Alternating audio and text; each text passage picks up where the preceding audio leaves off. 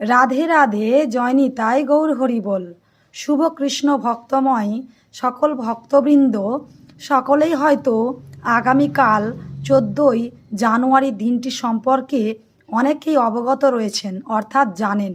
আগামীকাল হচ্ছে পৌষ সংক্রান্তি, মকর সংক্রান্তি এবং শ্রী শ্রী ষট তিলা একাদশী ব্রত। তা কাল আরও অন্যান্য অনেক অনেক সুন্দর যোগ রয়েছে। প্রায় অনেক দিন পর কাল সেই পৌষ সংক্রান্তির দিনে মকর সংক্রান্তি যোগ এবং শ্রী শ্রী ষটতিলা একাদশী ব্রতযুক্ত সুন্দর মুহূর্ত যোগ রয়েছে। তা কাল আগামী 14ই জানুয়ারি এবং 15ই জানুয়ারি এই 2 দিন চলছে শুভ শুভশ্রী স্নান মুহূর্ত, অর্থাৎ স্নান তিথি। তা প্রত্যেক ভক্তবৃন্দের কাছেই অনুরোধ, স্নান যোগের স্নান তিথিটি নদীতে অবশ্যই স্নান করার চেষ্টা করবেন। যদি না পারেন তাহলে বাড়িতে ওম গঙ্গা গঙ্গা বলে জল ঢেলে স্নান করে নিজের আত্মা শুদ্ধ সিদ্ধি করবেন। হরে কৃষ্ণ, রাধে রাধে। তা কাল ভগবানকে নিবেদন করা হবে পিঠে পুলি, তিল সংক্রান্ত জিনিস ইত্যাদি।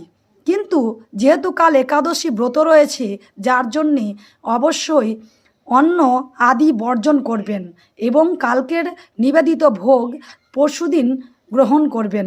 রাধে রাধে। তা কালকের এই সুন্দর যোগটিকে অবশ্যই প্রত্যেক ভক্তবৃন্দ মিলে আমরা সকলে পালন করার চেষ্টা করি। এত সুন্দর যোগ, যে দেহ, এই মানব দেহ আমরা পেয়েছি সৌভাগ্যের কারণে, সৌভাগ্যের বশত।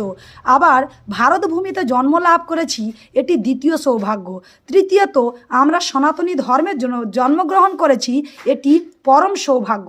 তা আমাদের এই সৌভাগ্যে আমরা গঙ্গা স্নান তিথি, পৌষ সংক্রান্তি তিথি, মকর সংক্রান্তি তিথি এবং শ্রী শ্রী ষটতিলা একাদশী ব্রতকে আমরা একাত্মভাবে সুন্দরভাবে পালন করার চেষ্টা করি এবং জীবনের এই আনন্দ মুহূর্তটিকে একদিনের জন্যে হলেও এই মানব দেহটিকে আমরা গোবিন্দর চরণে, যিনি এই মানব দেহ প্রাণাত্মা আমাদেরকে দিয়েছেন এই ধরাধামে গোবিন্দকে জানার জন্য, গোবিন্দকে লাভ করার জন্য, তাই দেহটিকে আমরা গোবিন্দ চরণে লাগাই। রাধে রাধে, হরে কৃষ্ণ। কথাটি যদি ভালো লাগে, উপযুক্ত মনে করেন, তবে অবশ্যই সকল ভক্তবৃন্দ আমার প্রণাম গ্রহণ করবেন এবং একবার রাধে রাধে জয় শ্রীকৃষ্ণ লিখবেন ও কালকের সুন্দর শুভ দিনটিকে পালন করার চেষ্টা করবেন। রাধে রাধে, জয় শ্রীকৃষ্ণ, নিতাই গৌর হরি হরি বল।